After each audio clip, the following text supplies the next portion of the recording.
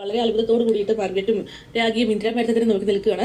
രാഗി വീണ്ടും ഭക്ഷണം വിളമ്പുമ്പോൾ വേണ്ട, നീ എന്നെ തടിച്ചിയാക്കുമെന്ന് തോന്നുന്നത് നിന്റെ മീൻകറി അത്രയ്ക്കും ടേസ്റ്റ് ഉണ്ടെന്നൊക്കെ പറയും. എങ്കിൽ പിന്നെ ഞാൻ ഇനി മുതൽ അടുക്കളയിൽ കുക്കറായിട്ട് കയറാമെന്ന് പറയുകയാണ്.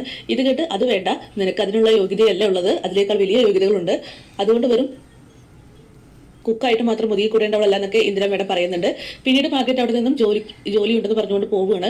അങ്ങനെ ഇന്ദിരാ മേഡത്തിന് വീണ്ടും ഭക്ഷണം വിളമ്പി കൊടുക്കുമ്പോൾ വേണ്ട, മതി എന്നൊക്കെ പറഞ്ഞ് അവർ അവിടെ നിന്നും എഴുന്നേൽക്കുകയാണ്. പിന്നീട് കാണിക്കുന്നത് ശാരികയാണെങ്കിൽ ആരതിയുടെ വീട് കയറി ആക്രമിച്ച് അവളെ ഉപദ്രവിക്കുകയാണ്.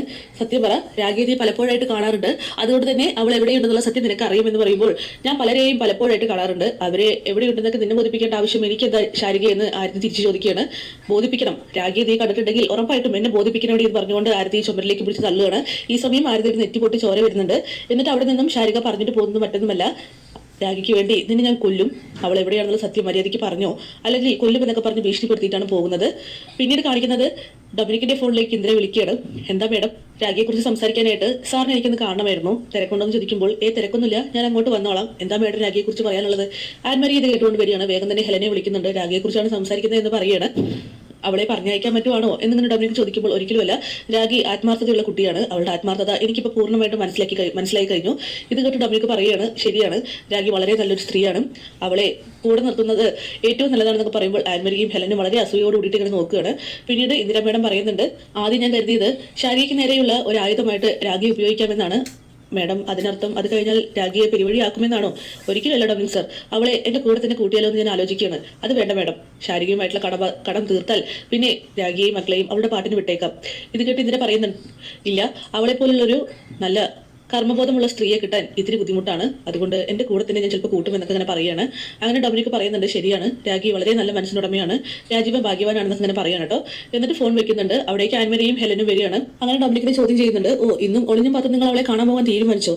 ഞാനിതിനാ അവളെ ഒളിഞ്ഞും പാത്തും കാണാൻ പോകുന്നത്? അല്ല, അവളെ കുറിച്ച് പുകത്തുന്നത് ഞാൻ കേട്ടു. ഇതുപോലെ ഡൊമിനിക് ആണെങ്കിൽ നിങ്ങൾക്കൊന്നും അവളുടെ നല്ല മനസ്സ് പറഞ്ഞാൽ മനസ്സിലാകില്ല. അങ്ങനെ അവിടെ നിന്നും ഹെലനെ കളിക്കൊണ്ട് ഡൊമിനിക് പോവുകയാണ്. ഹെലനും ആൻമരിയും വളരെ ദേഷ്യത്തിൽ അവിടെ തന്നെ ഇങ്ങനെ നിൽക്കുന്നുണ്ട്. പിന്നീട് കളിക്കുന്നത് രാഗിയാണെങ്കിൽ ഇന്ദിരയുടെ എല്ലാ സാധനങ്ങളും പൊടി തട്ടി ഒതുക്കി വെക്കുന്നതാണ്. അവിടേക്ക് മാർഗരറ്റ് വരുന്നുണ്ട്. ഇന്ദിരയാണെങ്കിൽ ഇതൊക്കെ തന്നെ നോക്കി കണ്ട് വല്ലാത്ത സന്തോഷത്തിൽ അവിടെ നിൽക്കുന്നുണ്ട്. മാർഗരറ്റ് ചോദിക്കേണ്ട, രാഗി നീ എന്തിനാ ഇതൊക്കെ ചെയ്യുന്നത്? അത് പിന്നെ മേഡം ഒരു MBBS പഠിച്ച വ്യക്തിയല്ലേ, അതുകൊണ്ട് തന്നെ മേഡത്തിന്റെ സാധനങ്ങളൊക്കെ നമ്മൾ വൃത്തിയായിട്ട് ഒതുക്കി കണ്ടൊക്കെ ചെയ്യണ്ടേ? ഇത് കേട്ട് മാർഗരറ്റ് പറയുന്നത്, ഇതൊക്കെ മേഡത്തിന് ഇഷ്ടപ്പെടുമോ? അതൊക്കെ മേഡത്തിന് ഇഷ്ടപ്പെട്ടോളും, ഇതൊക്കെ നമ്മുടെ കടമയായിട്ട് എടുക്കണം മാർഗരറ്റ്. അങ്ങനെ ഇന്ദിരയ്ക്കാണെങ്കിൽ രാഗിയെ ഓർത്ത് വലിയ അഭിമാനമാണ് തോന്നുന്നത്.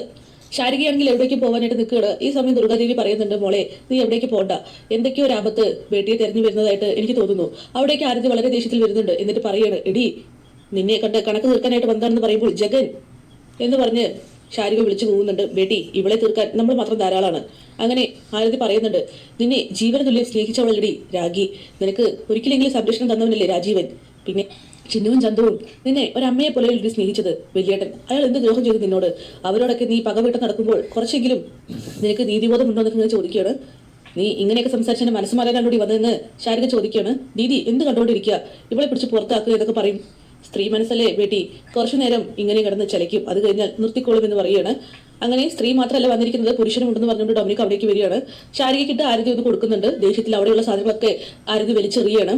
പിന്നീട് ശാരികയ്ക്ക് അവസാനം താക്കീതുമായിട്ടാണ് പോകുന്നത്.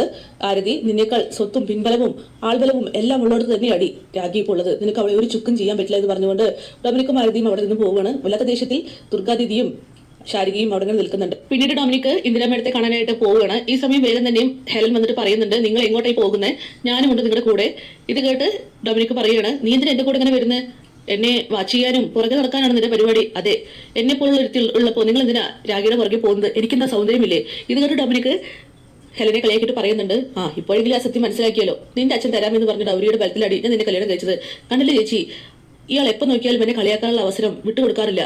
ഇത് കേട്ട് ആൻമരി പറയുകയാണ്, അതെ ഡൊമിനിക്, താനിപ്പോൾ ചെയ്യുന്നത് അത്ര നല്ലതല്ല കേട്ടോ. എന്ത് ചെയ്യുന്നതെന്ന് ഞാൻ പറയുന്നത്, നിങ്ങളീ പറയുന്നത് ഞാൻ ഒരു തെറ്റും ചെയ്തിട്ടില്ല. പിന്നെ ഭർത്താവിന് ഏത് സമയം നോക്കിയാലും സംശയിച്ച് നടക്കുന്ന ഭാര്യമാർക്കൊക്കെ ഇതൊക്കെ തന്നെയാണ് മാനസിക പ്രശ്നം ഉണ്ടാവുള്ളൂ, അതിന് ഞാൻ ഉത്തരവാദിയല്ലല്ലോ എന്നൊക്കെ ഇങ്ങനെ ഡൊമിനിക് പറയുന്നുണ്ട്. നിങ്ങൾ എങ്ങോട്ടും പോകേണ്ട, നിങ്ങൾ പോയാൽ ഞാനും വരും, രാഗി ഞാൻ ഇന്ന് കാണുന്നുണ്ടെന്നൊക്കെ പറയുമ്പോൾ എല്ലാ പോലീസുകാരും SP-യും എല്ലാവരും ഒരുമിച്ച് ശ്രമിച്ചിട്ട് പോലും രാഗി എവിടെയാണെന്ന് കണ്ടെത്താൻ പറ്റിയിട്ടില്ല. എന്നിട്ടാണോ വെറും ഒരു സ്ത്രീ ആയിട്ടുള്ള നീ ഞാൻ കണ്ടെത്തും, നിങ്ങളുടെ പുറകെ വരുമെന്നൊക്കെ പറയുമ്പോൾ അറ്റ്ലീസ്റ്റ് ഭർത്താവിനെ പിന്തുടരുമ്പോൾ ഈ ഡ്രസ്സെങ്കിലും ഒന്ന് മാറ്റിക്കൂടെ എന്ന് ചോദിക്കുമ്പോൾ ഈ ഡ്രസ്സ് എനിക്ക് മതി. അങ്ങനെ ഹെലൻ ഡൊമിനിക്കിന്റെ കൂടെ പോകാനായിട്ട് നിൽക്കുമ്പോൾ ഡൊമിനിക് ആണെങ്കിൽ ഹെലനെ തട്ടി മാറ്റിക്കൊണ്ട് പറയണം മാറി നിൽക്കടി അങ്ങോട്ട് എന്ന് പറഞ്ഞ് അയാൾ അയാളുടെ പാട്ടിന് പോവുകയാണ്. ഹെലനും ആൻമേരിയും വളരെ ദേഷ്യത്തിൽ അടങ്ങി നിൽക്കുന്നുണ്ട്. പിന്നീട് കാണിക്കുന്നത് മാർഗരറ്റ് ആണെങ്കിൽ രാഗി ഉപദേശിച്ചുകൊണ്ടിരിക്കുകയാണ്. പറക്കാൻ പറ്റാത്ത കുട്ടികളെ കൊണ്ട് നീ എങ്ങോട്ട് പോകും രാഗി, അതുകൊണ്ട് മേഡത്തിനോടൊപ്പം നിൽക്കണമെന്ന് പറയുമ്പോൾ മേഡത്തിനോടൊപ്പം തന്നെ ഞാൻ എപ്പോഴും ഉണ്ടാകും, കാരണം അവരെന്താണെന്ന് എനിക്ക് മനസ്സിലായി കഴിഞ്ഞു. അവിടേക്ക് ഡൊമിനിക് വരികയാണ്. ഇതൊക്കെ കേൾക്കുന്നുണ്ട് രാഗി. തന്റെ തീരുമാനം വളരെ നല്ലതാണെന്നൊക്കെ പറയുമ്പോൾ ഒരു സഹതാപത്തിന്റെ അടിസ്ഥാനത്തിലെടുത്ത തീരുമാനമല്ല സാർ, എനിക്കറിയാം അവരെന്താണെന്ന് ഇപ്പോൾ എനിക്ക് മനസ്സിലായി കഴിഞ്ഞു. ഒരു കുറ്റവും ചെയ്യാത്ത ഒരു സാധു സ്ത്രീ, അവർ അനുഭവിക്കേണ്ടി വന്ന ശിക്ഷകളാണ് അവരെ ഇത്തരത്തിൽ ആക്കി മാറ്റിയത്. പാവം, അവർക്കൊപ്പം ഞാൻ നിൽക്കണം. ഇത് കേട്ട് ഡൊമിനിക് പറയുന്നുണ്ട്, ഇന്ദിര മേഡം ജയിലിൽ കഴിഞ്ഞിരുന്ന സമയത്ത് അവരുടെ സ്വത്തുക്കൾക്കൊക്കെ അവകാശിയായിട്ടുണ്ടായിരുന്നത് ബന്ധത്തിലുള്ള ഒരു ആളായിരുന്നു. അയാൾ ഇടയ്ക്കിടെ ഇന്ദിര മേഡത്തെ ശല്യം ചെയ്തിരുന്നു. ഇന്ദിര മേഡം ഇത്തരം കുറ്റം ചെയ്തു എന്ന് വിശ്വസിക്കുന്നവരാണ് അവരുടെ ബന്ധുക്കാരൊക്കെ തന്നെ.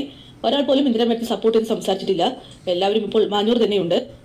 അതുകൊണ്ട് തന്നെ താൻ ആ സ്കൂളും മറ്റും ഏറ്റെടുത്തിട്ടുണ്ടെങ്കിൽ ആ സഹോദരൻ വഴിയുള്ള ഭീഷണി തനിക്ക് ഉണ്ടാകുമെന്നൊക്കെ പറയുമ്പോൾ രാഗി പറയുകയാണ്, എന്ത് ഭീഷണി ഉണ്ടായാലും ഇന്ദിര മേഡത്തിന് വേണ്ടി ഞാൻ സഹിക്കാൻ തയ്യാറാണെന്ന്. ഇത് കേട്ട് ഡൊമിനിക്കിനാണെങ്കിൽ ഒത്തിരി സന്തോഷമാവുകയാണ്.